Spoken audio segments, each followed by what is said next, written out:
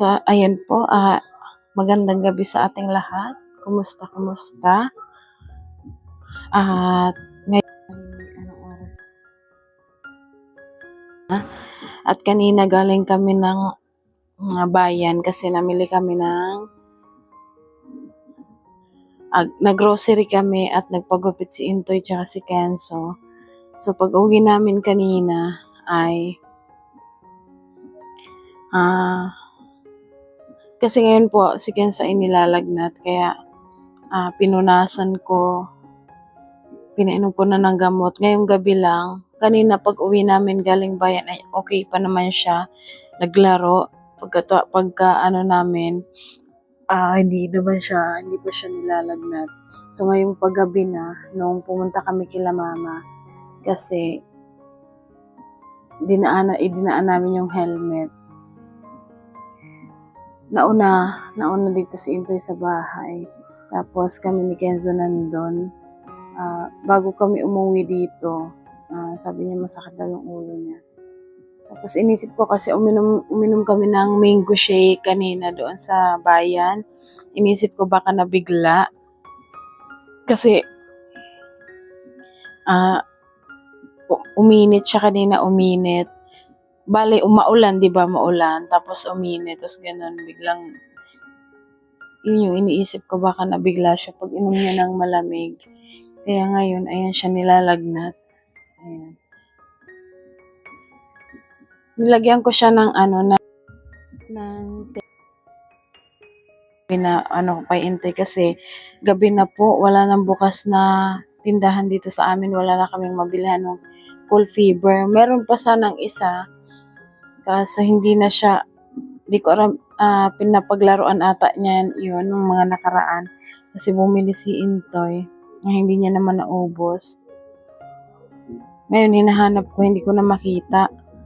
Kaya pinabasa ko na lang tong damit at inilagay ko dito sa noo niya. Tapos ngayon binabaliktad ko na lang.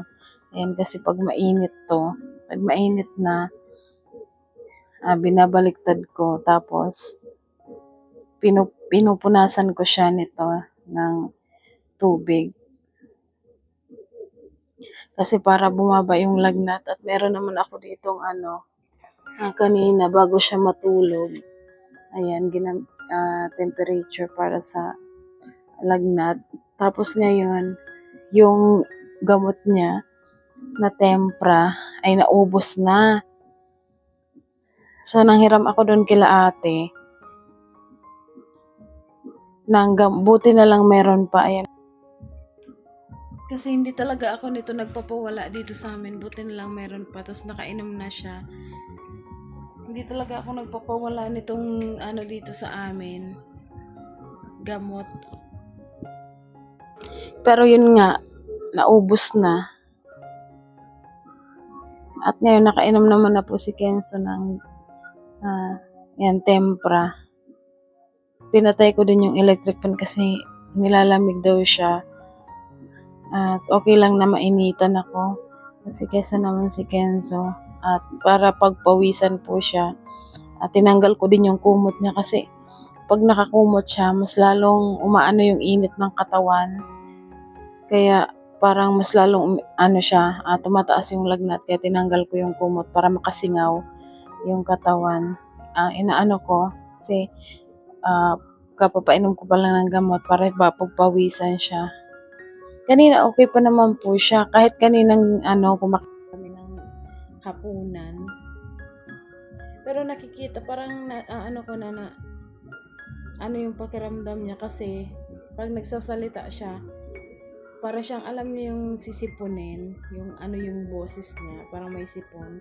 Kaya nararamdaman ko na pero wala naman siyang lagnat. Ngayon na lang siya nilagnat pagka higa niya dito. Bigla siyang nilalamig ako, sabi niya. Kaya pag hawak ko, mainit. Kala ko ako lang yung sa ko mainit. Parang normal lang yung temperature niya. Tapos eto buti na lang meron ako nito. Kaya ayun. So dito po kasi sa amin maaga nagsasara ang mga tindahan, siguro mga 7 pa lang. Sarado na. Buti na lang mayroon pang gamot doon sila ate.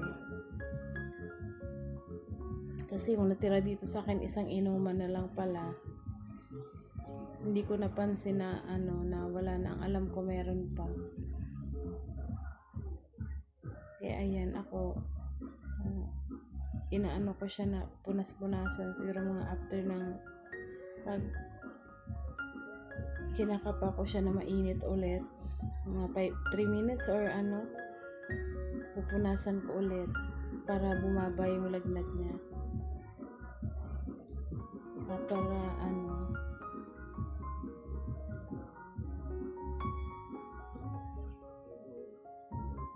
ko na pagpawisan siya.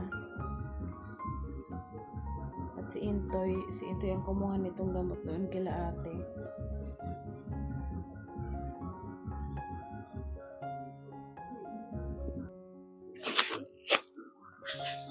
Kukuha ako ng Toy, Hamunas.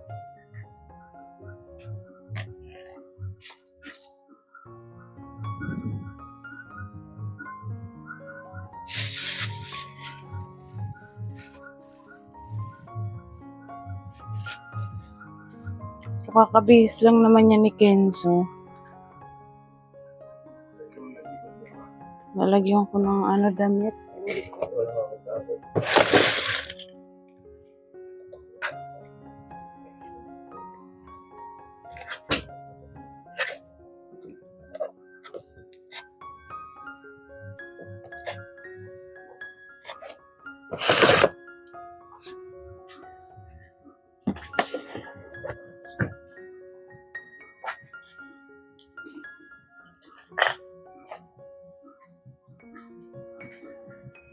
Sabi niya pa naman sa akin kanina, may school na sila bukas at mag-i-school na siya.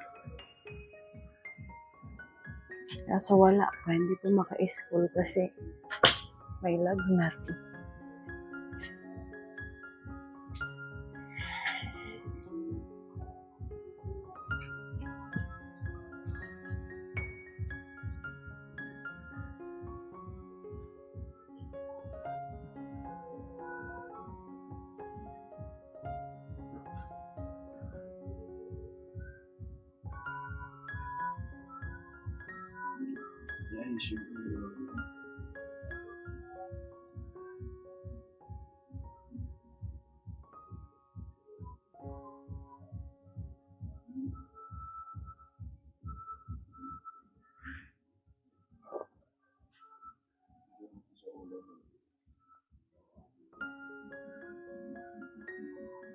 Iiwan mo lang yung tabo dyan kasi pag babasahin ko ulit to. Para maging presko yung niya.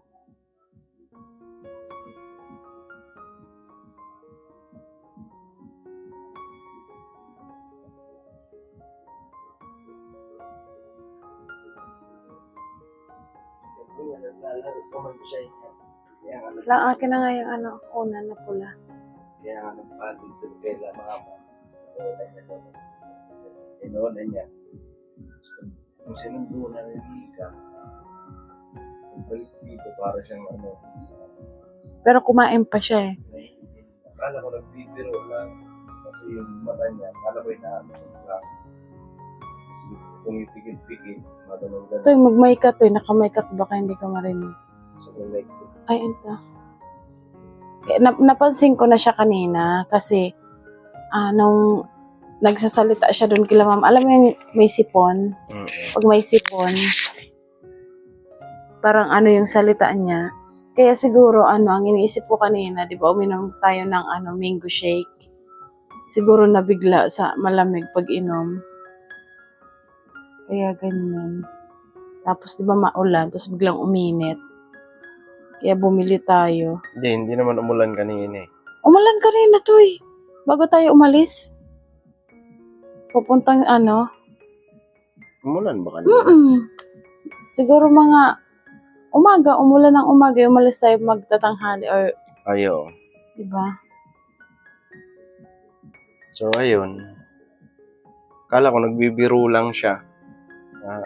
Parang inaantok. Kasi mapungay yung mata eh. Sabi ko, inaantok na yung, di ba sabi ko nga sa'yo, inaantok na yan lang. Tapos nagbibiro-biro siya, ngingiti. So, naisip ko, nagbibiro. Tapos pagpunta dito sa, kwarto, yun na yun, naghanap na ng kumot. Wala pa siyang, hindi pa siya mainit, di ba? Hindi Kanina. pa. Pero naghanap na ng kumot, tapos nagtalokbong. Tapos ngayon na, tutulog na kami, kinapa ni Nika, yun na, Init. mainit na, kaya kinuha ko yung gamot doon kila mama.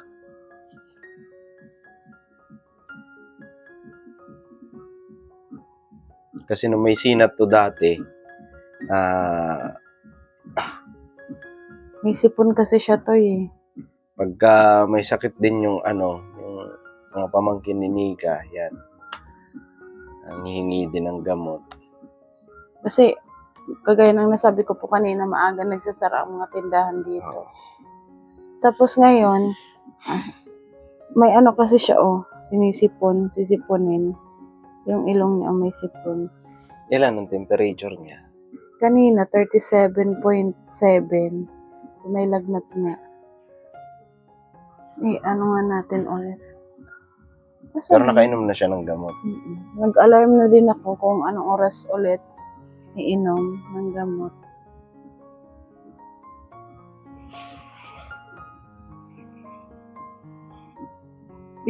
Kaya pag ganyan, may sakit si Kenzo. Hindi ako nakakatulog kasi inaano ko na gusto ko, siya press ko yung niya, hindi mainit yung katawan niya.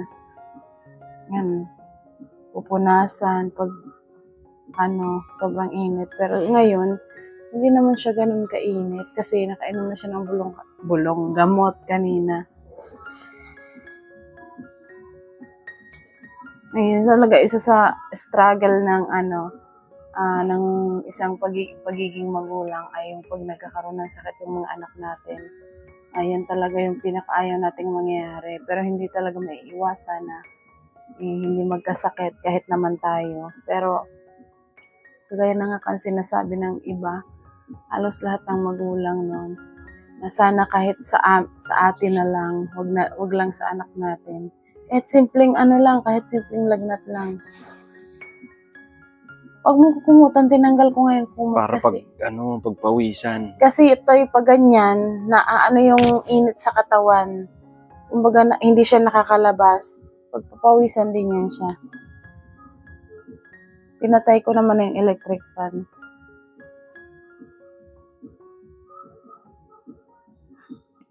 Pasalamat na lang kami ni Intoy kasi si Kenzo. 37.6. So, ayun, 37.6 ang kanyang temperature. So, may lagnat pa din talaga. At maya-maya ay pupunasan ko. Pero ngayon, bumaba na kasi kanina yung unang ko, nasa 38. Ngayon, tapos kanina 37 din. Ngayon, 37. This bumaba.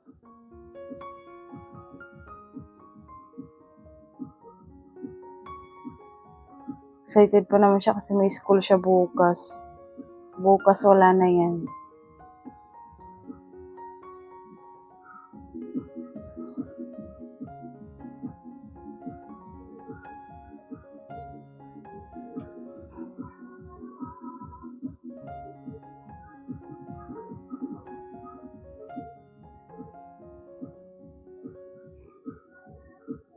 Pag ganito talaga, lalo na pag may si Kenzo, hindi kami makakatulog ni Intoy niyan. Kasi syempre, kahit na sabihin nating lagnat yan, syempre nag-aalala tayo. Tayong mga magulang. Lalo na pag pinapawisan, baka yung likod, baka pawis na, ganyan. Buti na lang po si Kenzo ay hindi kami nahihirapan kapag may sakit. Kasi kapag papainumin namin siya ng gamot, ay hindi siya mahirap painumin ng gamot, diba Toy? Siya na kusa mismo sasabi, naiinom na siya ng gamot. Sabi ko, nak, hindi pa time kasi may oras ang pag-inom ng gamot. Ayan. Kasi siya rin mismo sa sarili niya gusto niya kaagad gumaling. Mm-mm. Ano ng batang to. Kaya hindi kami nahihirapan. Pero kahit na hindi kami nahihirapan, hindi namin gusto na ganito. Wala naman gustong magkasakit ang anak kahit sinong magulang. So, ayun ngayon ay medyo mainit dito sa amin kasi may tugtugan. Kahit at Celebration. gantong oras na. Dyan. So, Pero hindi naman ganun kalakas. ngayon na wala na naman tulugan to. Piyat-piyat na naman tayo. Kasi anuhin na namin, ayaw namin maulit. Sana ayaw namin maulit yung nangyari nung mga nakaraan. Talaga, kabado kami ni Nika. Kaya, yan, bantayan namin to. Nahirap bilang isang magulang, di ba? Kasi, syempre, gusto natin lagi, nakikita natin yung anak natin, naglalaro lang.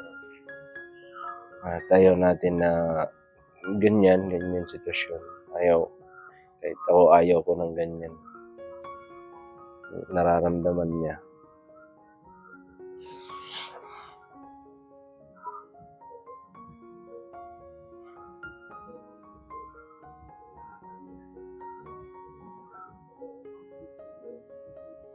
Kulit niya nga kanina dun sa grocery. Sabi niya sa Pudgy Bar, yung kulay brown daw kaya hindi niya na nalalasahan. Bigyan mo kasi para dito mo.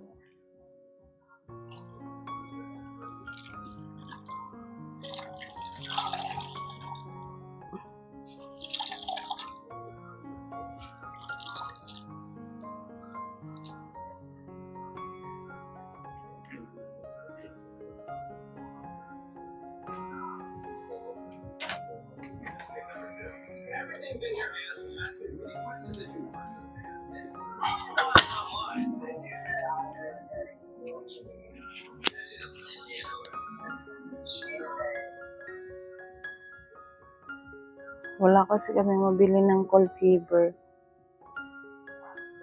Pero okay lang. At least may pwede naman to.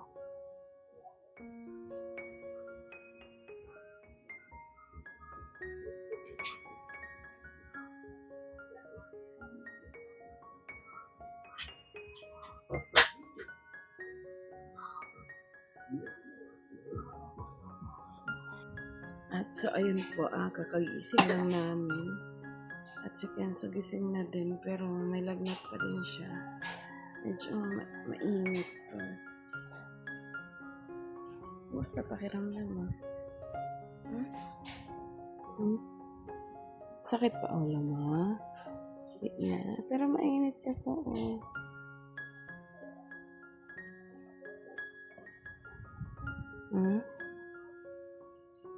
Anong pakiramdam mo? Masakit. Saan masakit?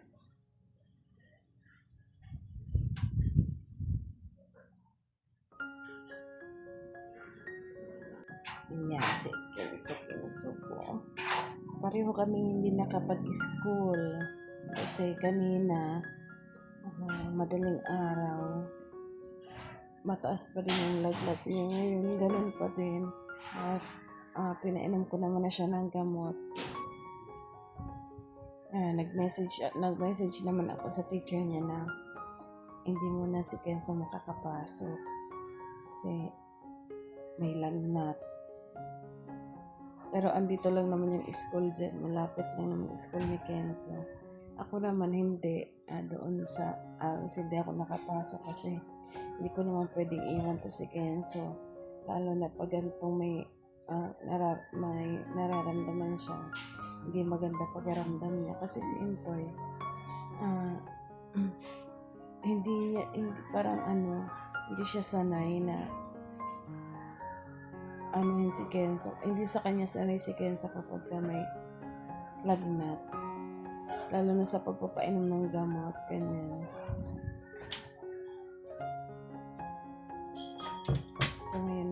trabaho na dito sa amin. At ayun, yun po yung update kay Kenzo. Abe.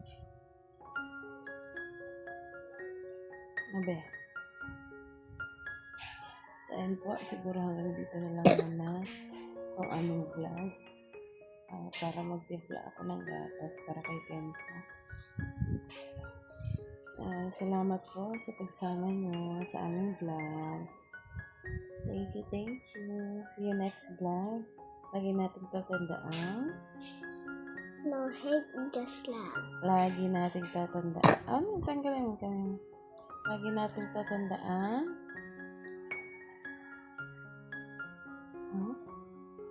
And my No hate. no hate, just love. Bye-bye. Bye bye. No hate, just